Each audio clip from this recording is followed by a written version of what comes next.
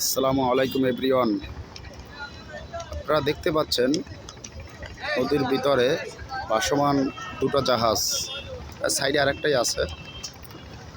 যারা ঘুরতে আসবেন, যদি থাকার কোনো ব্যবস্থা না হয় কোনো জায়গায়, তো এখানে আসবেন, অল্প টাকায় থাকতে পারবেন, একদম সীমিত টাকা, খুব আনন্দ উপভোগ করতে পারবেন। কারণ নদীর ভিতরেই দেখবেন ভাসমান দুইটা জাহাজ এখানে আছে।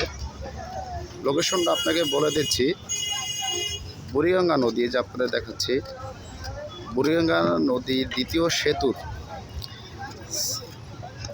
এর সাথেই দেখতে পারবেন। অবশ্যই ভিডিওটি ভালো লাগলে সাবস্ক্রাইব করবেন, শেয়ার করবেন, ফলো দিবেন।